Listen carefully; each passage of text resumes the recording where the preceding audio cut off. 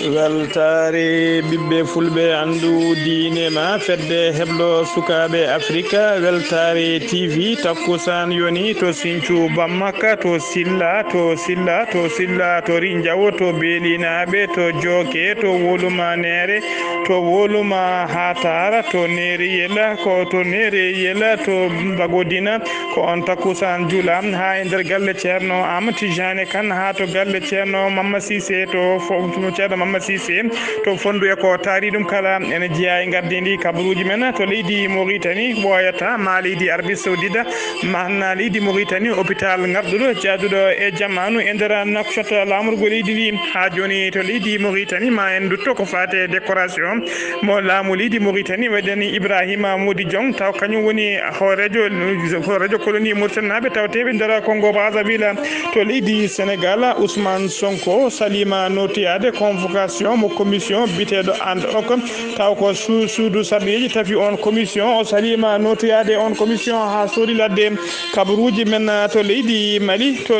Mali joni kene toram tigui nder 7e arrondissement commissariat mo 7e arrondissement ko fodde ujunere korwal walla ujunere paquet drogue moftuno toon ko ɗum tigui woni ko dirtina to leydi Burkina Faso ko jango wat boni ɓe waɗi toon ko famdi kala yimɓe jeenayo jambureɓe mbasi hen pittali men yewɓe kadi mbarmi hen to leydi Niger ko alede janggo woni subgoji mabɓe dawal ɗiɗiɓal woni 2e tour taw ko subade hoorejo leydi ndi bisimilla mon e ketti hotondirte joni jañuɗen.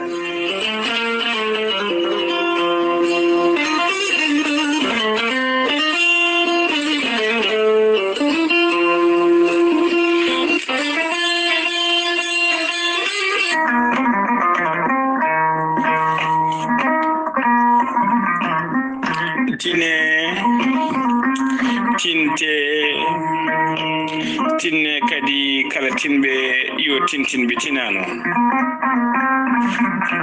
ceerno Djiby Sy ko safriyanke safaruji fina tawa ceerno Djiby Sy ko jaadinɗo ɓalawal e ɗanwal kala ceerno Djiby Sy ko bawɗo ƴewngal moƴƴuɗo longal bawɗo laaɓaɗo halwa ceerno Djiby Sy ne safra rafiji kewɗi ɗe jiiɗa cirol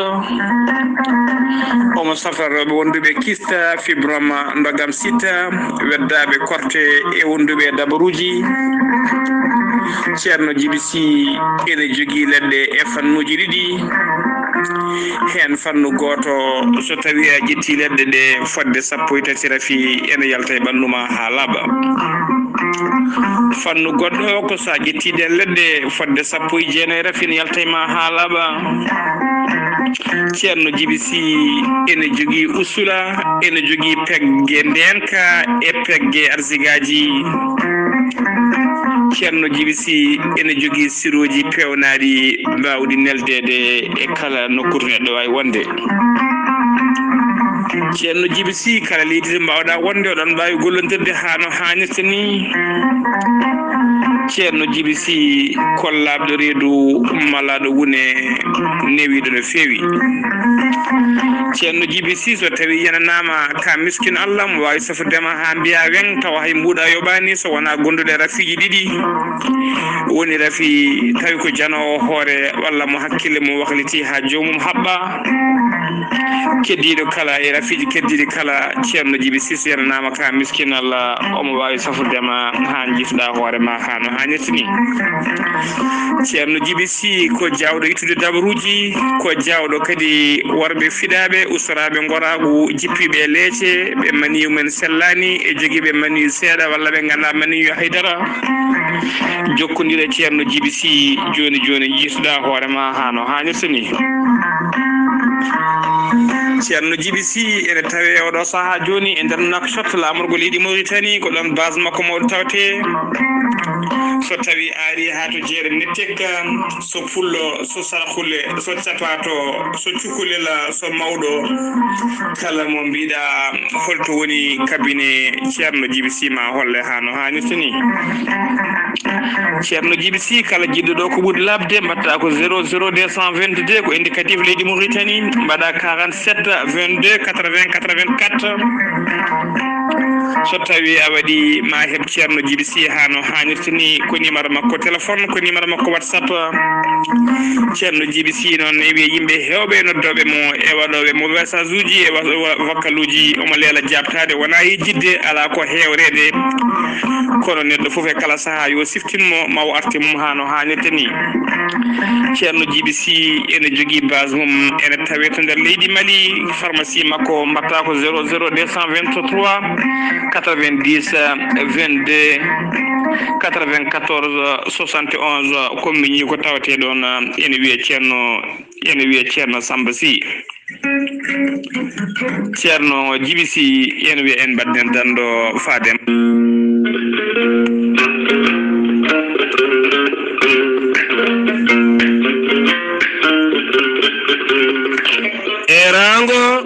erango jam nangodiren ngone neɗɗo goto wata ceerten feral e ko taari ɗum kala feral nari erima kala taweteɗo wuro feral ha e ko taari feral kala foti ka ɓaleejo walla ka boɗeejo ko mbawɗa wonde kala anoddama e ngal ɗo henna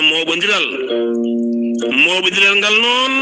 waɗata ko ñande 22 nduɗo henna leru ndu gonɗen toon to gese men koylal aaji men ko 9h subaka altina paaɗo so jomiraɗo hoddiri holko jeyi sababu ngal moɓodiral ko wiide leydi amen ko jeyi amen min tawri kottaniraɓe amen hay goto tettata ɗum e juuɗe amen haare ala duko ala piidiral ala ko wiide tan ɗaccide amen e leyɗele amen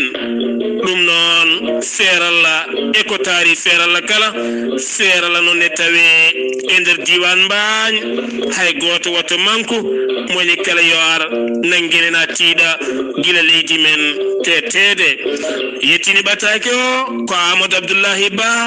tawete to États-Unis d'Amérique jiyaɗe toon to cuuɗi meɗen feeralla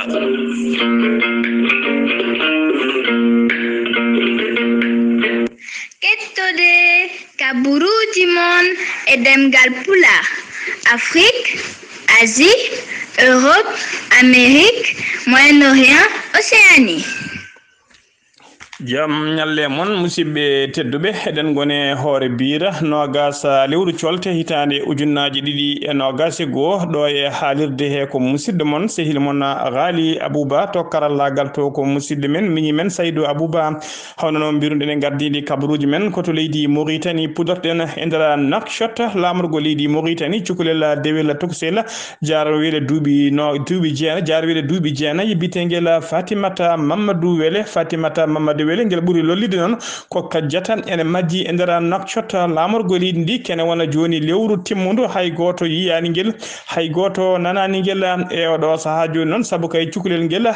majji ko guila ñande 19 lewru janvier hitande ujunnaji ɗiɗi e nogas e goho ngel wayri yeede ko sanga 13h ñande 19 nde sanga 13h woni 1h ñalawma e saaha kay ngel ummino école mabɓe eɓe ngel faati galle mabɓe ko guila nden ngel wayri yite wiyede tuggi nden noon faade oɗo saaha joni dendagal koreji mabɓe koreji maggel jinnaɓe makko e hoddiɓe kala e koreji kala beeɗi koko ooyi eɓe mbaɗi erago noon faade dendagal bandiraɓe kangel noon ngel hoddi ko nder leegal bitengal basara nder taw nder Nouakchott dendagal koreji makko noon e hoddiɓe kala enen dokkiri numéro tawa kadi ko numéro mumen numéro o noon tongode mum ko 43 67 jeetati sen kaale tubankore woni 43 87 75 88 ko ɗum ɗo woni numéro mabɓe kala noon bawɗo joguiɗo alhaali walla nanɗo walla jiiɗo cukalel ngel eɓe ñagonde tinnoto walla ɓe tigui e on ngel ɗon noddirguel wawa noddeɓe wawa haalandeɓe ko fati e oɗon alhaali eɗen mbaɗa erago tan faade dendagal jinnaɓeɓe kadi nde mbattata hak tengti noon e jinnaɓe rewɓeɓe nde mbattata hakkillaji mumen no feewi e sukaɓeɓe e sahaji jahata école aji e sahaji kadi pijata e beddaji e oɗo saaha joni aduna o haydara sirani hen ha joni ko leydi Mauritanie keddoɗen ministre des affaires économiques et des secteurs productifs ɓayini communiqué muɗum aljuma hanki o sappo e jeenayi lewru colte hitande ujunnaji ɗiɗi e nogas e goho hollirde noon wonde ɓoyata ma laamu leydi Arabie Saoudite ma hana leydi Mauritanie e nder nakcot lamorgo leydi ndi hôpital Patam Lemijo ngarɗoɗo jaaduɗo e jamanu hôpital o noon tawa kadi ɓe innita on hôpital ko roi Salman ibn Abdullah Aziz on hôpital noon mahate tigui ko nder nakcot lamorgo leydi ndi o holliri noon sifande nde sifodiri tigui hakkude laamuji ɗiɗi tawa sifande nde sifa ko nder leydi Arabie Saoudite ɓe kolliri noon jaru hôpital ɗaminiɗo mahede o ene guime ha capanɗe joyyi tawa hôpital o kadi so laamu Arabie Saoudite mahi hôpital o ha gayni dendagal kaɓɓirɗe mum matériel mum foof ko laamu Arabie Saoudite kañum waɗata hen ɗeɗon kaɓɓirɗe ha no hannirtini jaru oɗon hôpital noon maadi muɗum e matériel o kala ene guime ha capanɗe joyyi million taw ko halis dollar so yimama to banggue Mauritanie kalis uguya mo leydi Mauritanie ñamata ene guime ha milliard uji ɗiɗi piccal capantati e joyyi hammi taw koye limore hesere nde so tawi koye limore hinde nde ene guime tigui ha milliard uji nogas piccal capantati e joyyi e limore halis kiɗɗo hôpital o noon hattani muɗum ene wawa nawde fodde temedde tati leeso taw ko li hôpital jiiɓe ceerɗo to lel toon e nder hôpital o kadi tawma tawa hen bureau bâtiment taw ko bureau ji administrative hôpital o ma tawa hen kadi logement ji fodde capanɗe joyyi logement wonande ɓen gollotoɓe e nder on hôpital to mbawata kolande mumen e nder hôpital o kadi ma tawa hen dendagal safroɓe e fannuji kewɗi ma tawe e nder hôpital o ndeɗon sifande noon en hollit tigui wonde jokkodiral moƴƴal hakkude leyɗele ɗiɗi ne tifine kadi wonde e oɗo saaha joni laamu kay hakkillaji laamuji ɗi kala leyɗele ɗiɗi kala ne hakkillaji mumen ne keeɗi tigui e ɓesguji leydi ndi ha joni ko leydi Mauritanie keddoɗen kalen ko fate dawrugol catala bitegal FRUD woni Front républicain pour l'unité et la démocratie ko catala dawrugol ceŋinogal e landa wiyete ka CVE woni coalition vivre ensemble ardiɓe ngal ɗon catal noon bitegal Front républicain pour l'unité et la démocratie ɓe kolliri tigui ɓe ɗakkitima ha laaɓi ɓe certi e ngal ɗon ɓe certi ha laaɓi e nde ɗon foɓre wiyetede CVE ɓe jalte mum ha laaɓi cargal tigui yani hakkude mabɓe ɗum noon ko caggal kay ronkude famodirde to banggue miijoji hakkude ɓeɗon ardiɓe dawrugol ngal ɗon catal ha joni ko leydi Mauritanie keddoɗen laamu leydi Mauritanie tawa kadi rewni koye juuɗe jaggoɗɗo leydi kalfinaɗo ko fate gueɗe caggal leydi woni ministre des affaires étrangères ɓe mbaɗi décoré yoɓe mbaɗi décoré gendiyankoɓe leydi Mauritanie darniɓe kay leydi ndi yiɗɓe leydi mumen dariɓe dole mum ponno gam kay ko fati e ɓamtare leydi ndi e nder ɓen waɗaɓe décoré noon décoration noon waɗa tigui huñade alkamisa ɓinuɗɗo e nder ɓen waɗaɓe décoré noon e tawe hen jonga Ibrahima Modi kañum woni président colonie Mauritanie en tawteɗo e nder Congo Brazzaville ha tengti noon e nder Pointe Noire e nder région mo Kuylu kala kanko jonga Ibrahima Modi noon caggal kay ko ɓoyani ko artuno e nder Pointe Noire Congo ɓoyani ko artunon caggal kay nde umurno jillu makko foftere e nder wuuro makko to Dikseyba Gorgola nde o artide noon tawi tigui leydi ndi kala ɓesgu leydi ndi kala e hoɓɓe wurɓe e nder leydi he kala ne ɗomɗonoma ne jewninoma no fewi ɓe jaɓɓinoma toon jaɓɓugal paydingal no fewi ko balɗe seeɗa o woni toon caggal ɗum noon o heeɓi tigui ko ɓataki ummorade e laamu ngu nde o artata kay nder leydi Mauritanie ko ɓuuri yawde e yaccade beele mo wawa waɗede oɗon décoré caggal nden nde o atti alkamisa hanki o nen ko non tigui o waɗa décoré tawa kadi de l'ordre de première classe ɗum tigui woni décoration mo waɗa gam hollirde kay sembeji mabɓe darde mabɓe yidde mabɓe leydi ndi kay e darade darde faydude no fewi kanko jonga Ibrahima Modi noon ko keptinaɗo e golle makko daranade kay ɓesgu leydi Mauritanie naɓe e daranade kay dendagal ɓesgu hoɓɓe tawteɓe nder Congo Brazzaville kala wona pullo wona capato wona kadi Mauritanie najo wona Mali najo wona Sénégal najo kala hen joguiɗo caɗele mo jong Ibrahima Modi dani jamma e ñalawma kala ko dariɗo kadi kanko jong Ibrahima Modi ko jiɗaɗo korsinaɗo ittanaɗo gueɗal ha timmi e laamu leydi Congo Brazzaville ko on tigui waɗa décoré ɗen mbiya tan yo jogo jamma ha joni ko leydi Mauritanie keddoɗen jeyan ha to bir Mogrina ko to jollunoɗo ɓeɗon sagataɓe yahannoɓe siggoyade walla asoyde kanŋe e nder leydi Mauritanie ko ɓen tigui oto men waɗi accident e nder fande bir Mogrina accident o noon waɗi mayɓe ɗiɗo e barmuɓe tato oto o noon yani tigui oto jollunoto janɗo noon jolluno ko sagataɓe jeenayo e nder ɓen sagataɓe jeenayo noon oto yani tigui koye nder nokku to wiyete zone riche ene tawe nder fande bir Mogrina nayo heddiɓe ɓe noon keeɓi hen tan ko gartan gatande tokose e ngaccande tokose laamu leydi Mauritanie tini accident non ko don tigi be mbawi neldu ton ambulance uji e gendarme kala mbele faabade dendangal jolnobe on werla kala ha joni ko ruuji men e ɗemngal pulaar ha joni kabaruuji men e ɗemngal pulaar so no mima to leydi Mauritanie ko to leydi Sénégal paden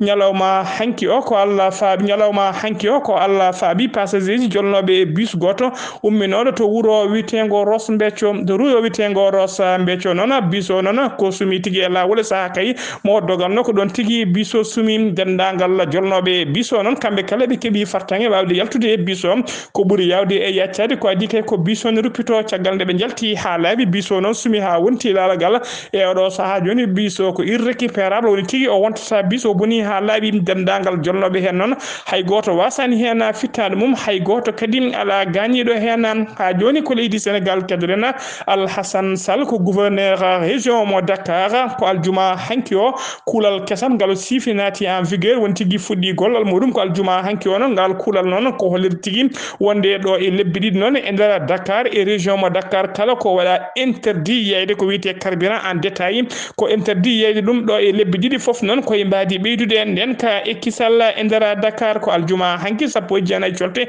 hitande ujunnaji didi e nogas go ko nden tigi kulangal fuddi golle mum dum non ko do e lebbi didi ha joni ko leydi Sénégal kedden jen ha to wili ngara non ko tana musto wadi to na e ndara legal bitengal samba ko sagatabe dido lural kebi hakkunde mabbe be duggen ha wonti hare ko don tigi be pellit tel doyde kambe dido kalan e sahabe tel doy non ko hen ko ngan sanga hen goto yobi fitandu keddido taw kadi ko labbe o yuymo e saha non ande o yuy on labbe o nati e soinde ko don tigi kanko piado labbe o saha wona wetno évacuation ko hen tigi o wasi fitandu makko kanko baddo ngal don badal non tebama e odo saha joni mo tawi juude dadibe mo fadi tigi visa makko faade kasoji mawdi e ndara leydi hen ha joni kabaruuji men e ɗemngal pulaar to leydi Sénégal ka fati alhaali Sonko suudu sadiyeji do leydi Sénégal be tafino commission taw kadi ko commission mo mbiyata an oko on commission non ko yinnode kay ko jordade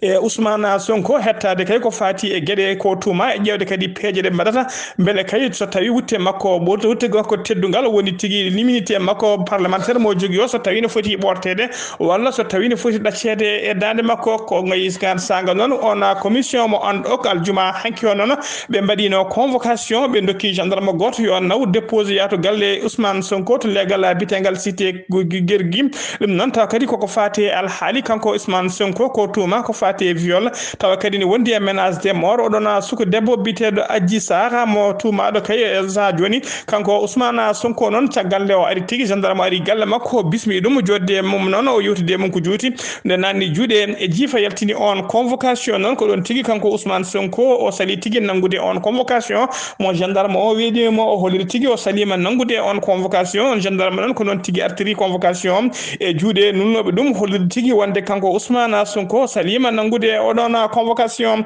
ha joni koy alhaali Ousmane Sonko kadden aljuma hankyo bibitedo Birama Souleymane Diop ko goto e mawbe landa dawrugol wite ka Pastef ka Ousmane Sonko addi tumaado kay ko fati kanyumne wadde bindande mume jojo mume haalujo mum ko fati ko wite menace de mort e haalde kongudi mettude ne feyi faade leydi Sénégal e lamungu on non wadno mo convoqué taw kadi ko police bitedo diga woni division d'investigation criminelle ko ben tigi medi mo convoqué kanko Moustapha kanko Birama Souley Diop non o joodama tigi e odo saha joni o wadama placé en garde à vue woni tigi o moftama e mbadi garde à vue ko adi dum non ko jom suudu makko kanyum tigi wadano convoqué hono bitedo Patricia Mariam Ganndal e bitedo Abbas Fall wondude e bitedo Fatimata Mbengue e bitedo Bawara Dia e bitedo Dahiru Cham be do kala non kanyum badama déféré to yeso parquet be non ko nyande altine bawo jango ko nyande hen tigi parquet o ko nyande hen be gandata janje mabbe ha joni kabaruuji men e ɗemngal pulaar to leydi Sénégal keddonen Abdoulaye Diouf Sarr ko jagodo leydi ndi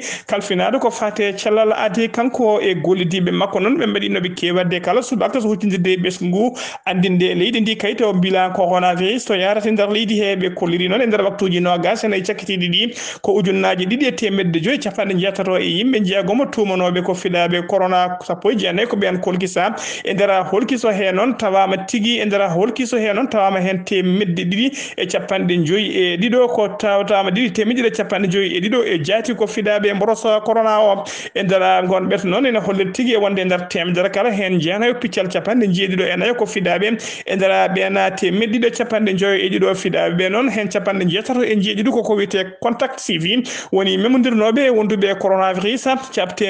temedere capanɗe jeegomo e joyo heddiɓe kala koko wiyete ka communautaire woni ƴettuɓe rafio tawa ganda holto ƴetti rafio ɓe kolliri kadi e nder ɓe cellano ɓe hen temedde ɗiɗi e capanɗe jeetato e tato kefti cellal mumen hano hannirta ni paati galleji men capanɗe joyo e tato ne tampi sanne ma ballite to banggue fofango jeetato kawri e radial tugui hanki faade hannde e oɗo saaha joni noon leydi Sénégal tuggi ko mboros corona naati leydi ndi woni tuggi 2 mars faade oɗo saaha 2 mars 2020 faade oɗo saaha joni ɓe jaare capantati e ɗiɗi ujunere e temedde jeegom e capantati neɗɗo fidaɓe corona sappo e jeenayyi e nder ɓen noon henno gas jeegom ujunere temedde jeenayo e yimɓe jeeɗiɗo kefti cellal mumen hano hannirta ni temedde jeeɗiɗo capanɗe jeenayo e joyo kawrino hen ladial eɗon ñalawma hannde ko ujunnaje 4 e temedde jeenayyi e no gas jeeɗiɗo neɗɗo ɓe cellani keddi e juuɗe safroɓe e nder jokuli leydi Sénégal kala ha joni kabaruuji men e ɗemngal pulaar so nummima to leydi Sénégal koto leydi Mali paaɗen ñande alarba ɓennuɗo noon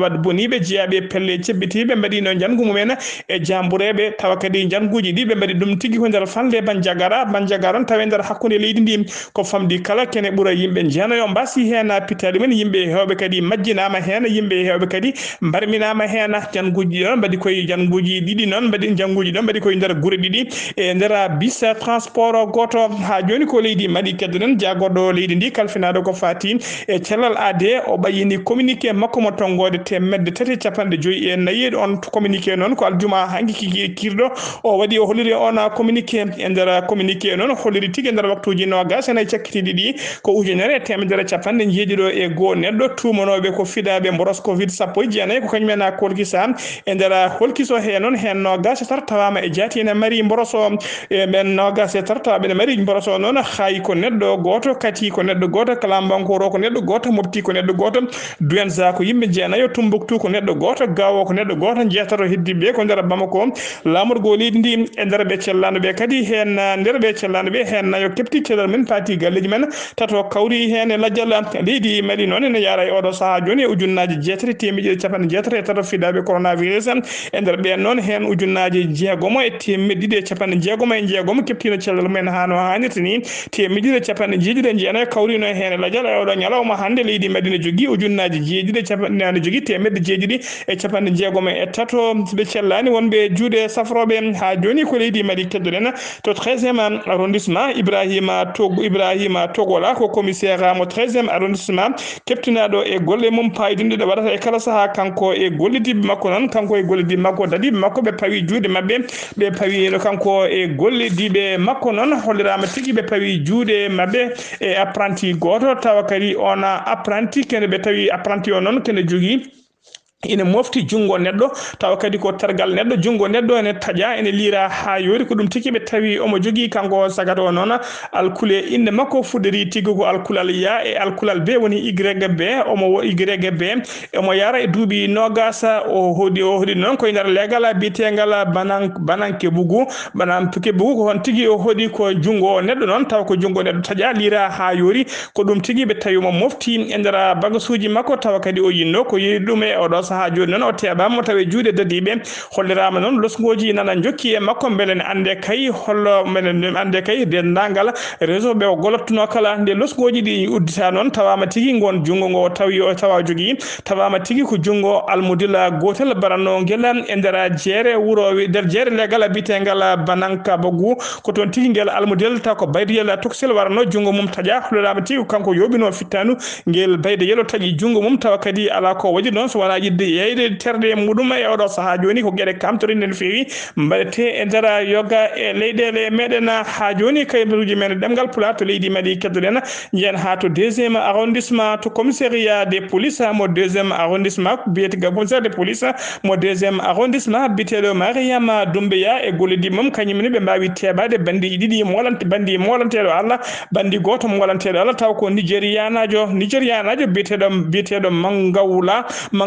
Boudouin Mandagula Boudouin ko ɗum tigi woni inde makko honno ko to legal bitengal bako jikuroni ko nder heno honno ko gujjo mawɗo noon mo waɗanteɗo Allah kanko gujjo noon o ɓuri yaaru koye fannu kay ko jogui ko coktirde dendagal werlama o wela soktude sa uddi werla maɗa a soki dendagal werlaji bawɗi wondi kala mo jogui coktirde mom so welama tan o soktade werlama o ƴetta dendagal kaake ɗe wonni ɗon ɓurde ngadude o sohli o yaada henande police yeehi galle makko noon ɓe tawi gueɗe kewɗe gueɗe téléphone aji ha e ordinateur uji ha e sakkosaji e gueɗe kewɗe goɗe ɗe wujjuno e ɗin otoji tawama tigui omo mofti e nder galle makko o nama teɓa noon ko ñande sappo e joyi nduɗo lewru colte gonɗen oɗo saaha joni mo tawi juuɗe dadiɓe ha joni koye on fannu keddorɗen koye on fannu keddorɗen ha joni koye on fannu keddorɗen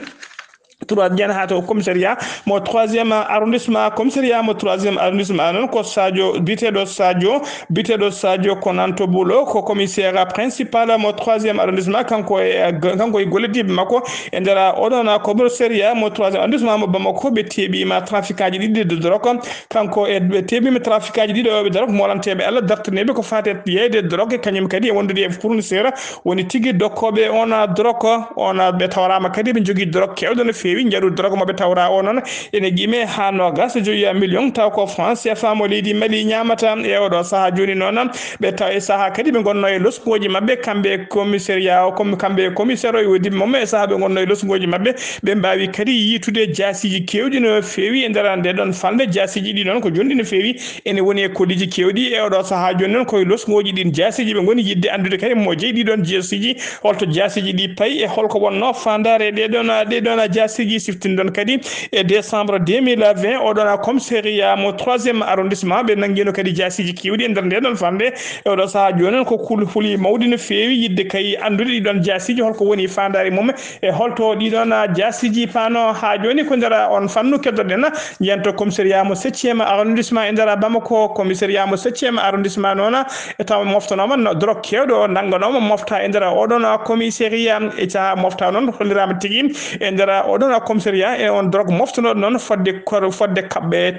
kabɓe ujunere kene wiye 1000 briquet tawa ko drogue moftanoɗo e nder on commissariat sortirama seeɗa kene wona 1000 horwere wujjama toon e oɗo saaha joni noon ko losgoji jaaƴi goni hen e wiide kay procureur kalfinaɗo oɗon fanno hollide tigui la budde ɓe ganda kay ɓiɗon ƴittuɓe wujjuɓe oɗon drogue e nder oɗon commissariat e oɗo saaha joni noon ɗum wonti ko ɗaccalla boutique badak wonande commissariat mo 7e arrondissement ha joni kabaruuji men e ɗemngal pulaar se numima to leydi Mali ko to leydi Burkina Faso paɗena ñande alarba ɓennuɗo ɗo ko wat boniɓe jeeyaɓe pelle cebbitiɗe kañumen mbaɗi jangu mum e jambureɓe yahannoɓe luuma tawa kadi ko luuma jahanno wuuro witego dolɓel noon ko wuuro tawtengo e ke wuuro tawtengo nder leydi Niger tawa kadi ko kerol hakkude leydi Niger e leydi Burkina Faso e kala saaha noon Burkina Faso naɓe ne kewi yaade toon luuma ko ɓen noon wat boniɓe paddiɓe mbaɗe mabɓe jangu ko famdi kala yimɓe jeetato mbasino hen fittade men jeenayo ɓe mbarmina hen e nder jeenayo barmanoɓe hen noon goto wasi hen fittade mum on paami tigui bilamaɓe ɓenni tigui wonti natti jeetato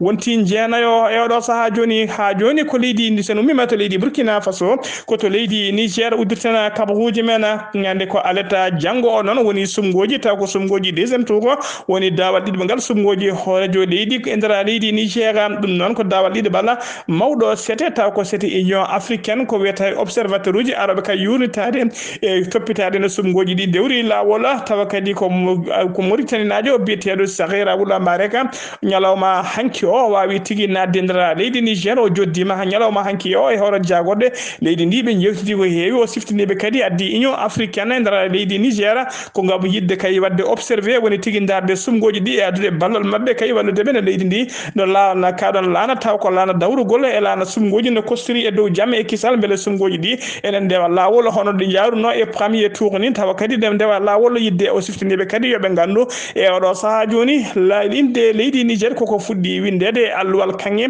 ko fati e banggue dawrugol e nder leydi e nder dongre e Afrique saabu kay leydi Niger ɗaccon haqqe saabu kay leydi Niger ko ngol ɗo woni lawol mum garwinigol ko hoorejo leydi ndi ko wiyete tigui démocratiquement éli ene wasa kay ƴamtoyde lefol laamu tawa kadi koye welede muɗum lajjude noon tawa kadi ko jogorɗo suɓede démocratiquement élu jogor lomtoyade président mennoɗo wonde démocratiquement élu ɗum noon ko ngol waɗata lawol garwinigol e nder leydi Niger kanko Sakira Wulmbareka mawɗo sete union africaine taw ko Mauritanie najo o waɗi era makko noon faade ɓesgu Niger naɓe kala nde mbattata hakkillaji men mbawa kadi darade dow men ponno pade sungoji ɗi ene ndewa lawol sungoji ɗi gasa e dow jamma e cellala musidɓe tedduɓe gasi ha laaɓi ko ɗum ɗo wonno ko min tongal noon kabaruuji men e ɗemngal pulaar ɗo e haalirde ko musidɗo mon sehil mon Ghalii Abuu Bah to karallagal to ko musidɗo men miñi men sehil men Saydou Abou Bah kettimalaki jaam yo jaam Allah jogomi jogo on